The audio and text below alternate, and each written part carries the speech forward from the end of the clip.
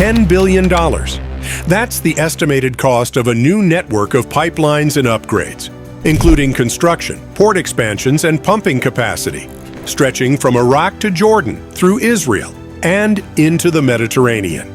A system designed to do something the world has never been able to do: reduce its dependence on the Strait of Hormuz. Because right now, this isn't theoretical. As of 2026, disruptions in the strait have already forced countries to activate emergency routes, pushing existing infrastructure to its limits. Nearly 20% of the world's oil flows through a passage just 21 miles wide. That's narrower than many daily commutes.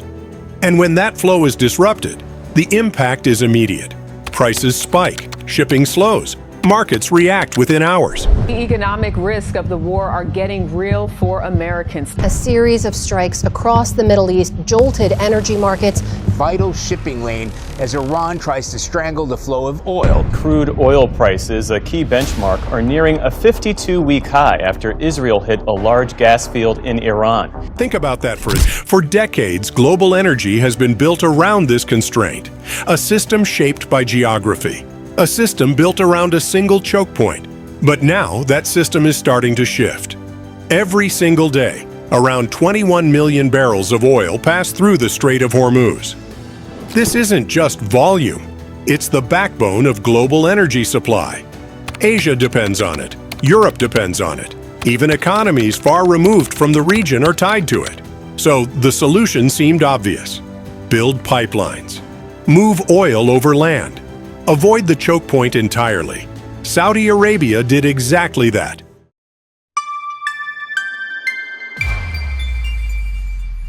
The East-West Pipeline, stretching over 1,200 kilometers or roughly 750 miles, connects Saudi oil fields to the Red Sea.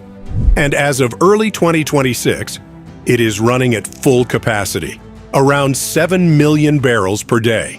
And even that number has a hidden limitation, because while the pipeline can move around 7 million barrels per day, the export terminals at Yanbu can only load about 4.5 to 5 million onto ships, which means the real bottleneck isn't the pipeline, it's the port. And even at that level, it replaces only a fraction of what Hormuz carries. And the Red Sea itself is no longer fully secure, which raises a deeper question. If billions have already been spent, why hasn't this problem been solved? The answer lies in a new approach. Not a single pipeline, but a network. The core of that network is the Eilat-Ashkelon pipeline, a relatively short route connecting the Red Sea to the Mediterranean, a dry canal across land. No locks, no tolls, no Suez delays. Oil arrives by tanker at Eilat, moves across the desert, and re-enters global shipping lanes in the Mediterranean within hours. It bypasses both Hormuz and the Suez Canal. On paper, it's a breakthrough, but even today this system operates at a limited capacity, and expansion has slowed due to environmental risks and political constraints, which means, on its own, it doesn't solve the problem. To scale this idea, the network has to expand. That's where the Basra to Aqaba pipeline comes in, a proposed route from Iraq's southern oil fields to the Red Sea, capable of moving over 2 million barrels per day.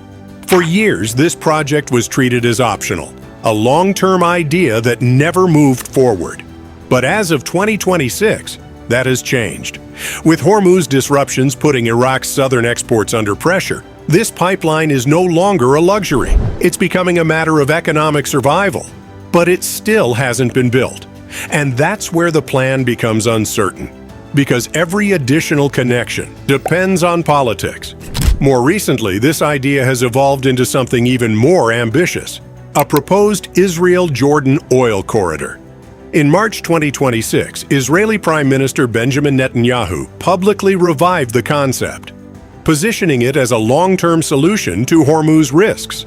The idea is to move Gulf oil westward, across Saudi Arabia through Jordan and into Israel's Red Sea port of Eilat, where it can connect directly into existing infrastructure and reach the Mediterranean. One version of this route spans roughly 700 kilometers and could move between 1.5 to 2.5 million barrels per day. But this isn't just about building new pipelines. It's about connecting and reversing existing ones to create a continuous flow from the heart of the Arabian Peninsula to the Mediterranean coast. But for now, it remains a proposal. No construction has started, and as of 2026, no formal agreements have been finalized, with discussions still at the feasibility and diplomatic stage. Because in the Middle East, routes aren't just built, they have to be agreed upon. There are also proposals to link Saudi Arabia's existing pipeline network into this corridor, creating a continuous route from the Gulf to Europe. And alongside oil, there's another dimension: natural gas. Oil is the focus here, but gas matters because Europe's energy crisis has made every alternative route political, not just economic. The East Med pipeline was designed to supply that demand, but as of 2026, it remains stalled, held back by high costs, technical challenges, and maritime disputes, particularly involving Turkey. Which means even the gas side of this strategy is incomplete. And this is where the numbers become impossible to ignore. Even if every part of this network is fully built, the total capacity still falls short. Saudi Arabia's system can move around 7 million barrels per day. Iraq's proposed pipeline might add another 2 to 3 million. And the Israel corridor, combined with the Eilat Ashkelon route, remains limited even with expansion. Add it all together, and it still doesn't come close to the roughly 20 million barrels of oil that pass through the Strait of Hormuz every single day. Which leads to a critical conclusion. This system doesn't replace Hormuz. It reduces dependence on it, because the goal is no longer to eliminate the choke point. It's to make disruption survivable, and that shift has consequences. Because infrastructure like this doesn't just move oil, it redistributes power. Countries along the new corridor, Israel, Jordan, and potentially Iraq, gain strategic importance.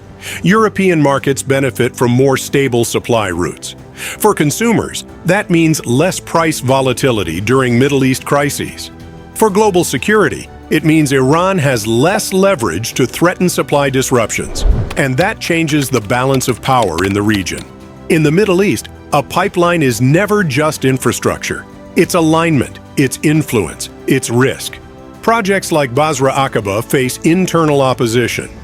The East Med pipeline has triggered disputes over maritime borders. Environmental concerns continue to slow expansion. And every decision is shaped by regional tension. Because every pipeline redraws the map, not just physically, but politically.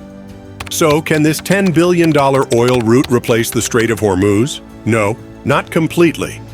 Because no pipeline network can match the flexibility, scale, and efficiency of global shipping. But it doesn't have to, because for the first time, the world has something it didn't have before: options. Even partial alternatives reduce risk. They slow the impact of disruption. They make the system more resilient, not by eliminating the choke point, but by building enough around it that no single disruption can break the global market. And that alone changes everything.